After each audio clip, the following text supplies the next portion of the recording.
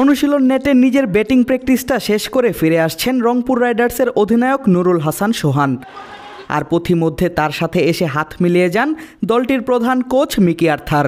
হাসি মুখে প্রশংসাসূচক কিছু একটা বলেন প্রধান সহকারী কোচ মোহাম্মদ আশরাফুলও।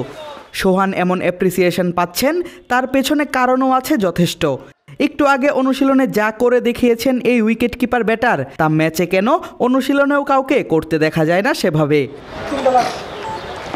অনুশীলনে সোহান হাঁকিয়েছেন একের পর এক বিশাল বিশাল ছক্কা। গগনচুম্বী সেসব ছক্কার সবগুলো বলেই এসে পড়েছে সিলেটের আউটার স্টেডিয়ামের গ্যালারিতে। এমন দৃশ্য দেখে দর্শকদের ফ্ল্যাশব্যাক খেলে যেতে পারে মুহূর্তেই। কারণ শেষ ম্যাচেও দেখা গিয়েছিল রংপুরের অধিনায়কের এমন ব্যাটিং। ইনিংসের শেষ ওভারে 30 রান নিয়ে জিতিয়েছিলেন দলকে, কিন্তু অপরাজিত থাকা সোহানের ব্যাটিং ক্ষুধা যেন মেটেনি সেদিন।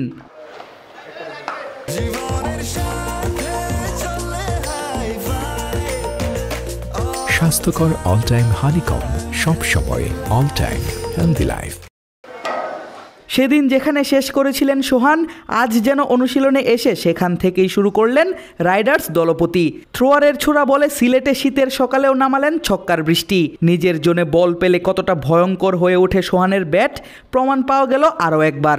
আর সে কারণেই অনুশীলনের পর সোহান পেয়েছেন কোচদের প্রশংসা।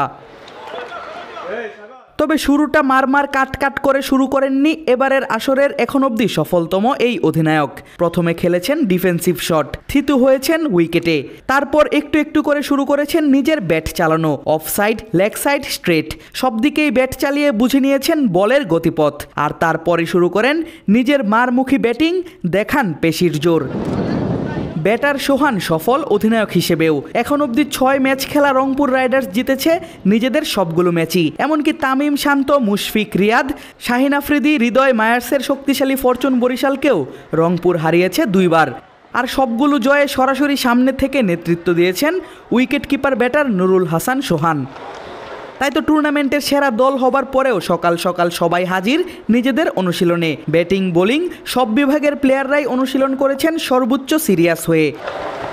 দেশীয় প্লেয়ারদের পাশাপাশি ছিলেন দলের বিদেশি ক্রিকেটাররাও। হয়তো অপরাজিত থেকেই এবারের আসরের শিরোপা ঘরে তুলতে চায় গ্লোবাল সুপার লিগ জিতে আসা রংপুর রাইডার্স। আদিব আশরাফ, ক্রিক ফ্রেন্জি।